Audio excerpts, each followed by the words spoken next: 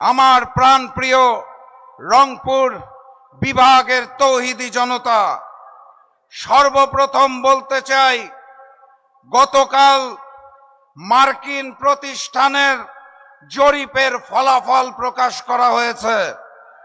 সেখানে বলা হয়েছে নতুন করে যারা জালিম হয়েছে সেই বিএনপির সাথে বাংলাদেশ জামায়াতে ইসলামের ভোটের ব্যবধান সারা বাংলাদেশে মাত্র 4%।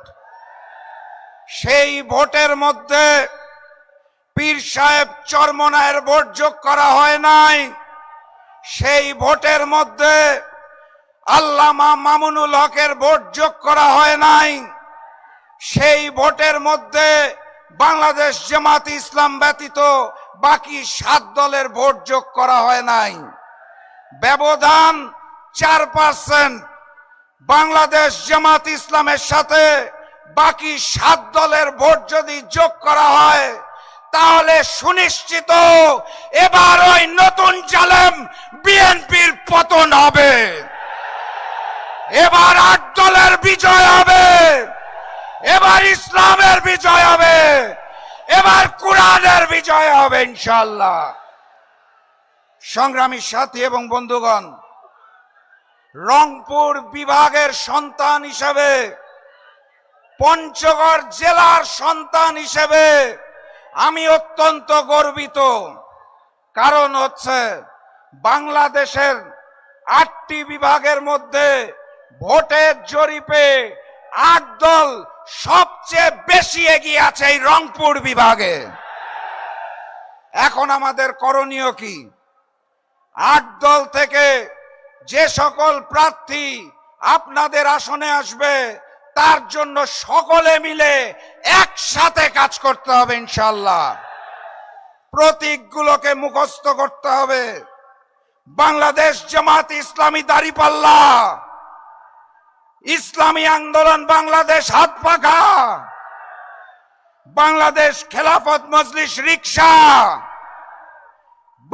খেলাফত মজলিস দেওয়ালঘড়ি, বাংলাদেশ খেলাফত আন্দোলন বটগাছ, বাংলাদেশ ডেভেলপমেন্ট পার্টি ফুলকপি এবং আমার দল জাতীয় গণতান্ত্রিক পার্টি জাকপার প্রতীক চশমা।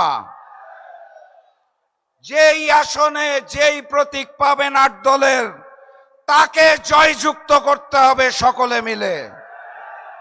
আমার এই বিভাগে 8টি জেলা আছে, 33টি আসন আছে। কোন আসনে ওই চাঁদাবাজ নতুন জালেম বিএনপিকে ছাড় দেওয়া হবে না ইনশাআল্লাহ। কথাবার্তা পরিষ্কার। রংপুর বিভাগ সব সময় অবহেলিত। আমাদের এই বিভাগে উন্নত শিক্ষা ব্যবস্থা নাই। আমাদের এই বিভাগে উন্নত চিকিৎসা ব্যবস্থা নাই। আমাদের রংপুর বিভাগের অবহেলাকে এবার আমরা ভোটের মাধ্যমে 33 আসনে জয়যুক্ত করে নতুন করে গড়ে তুলব ইনশাআল্লাহ।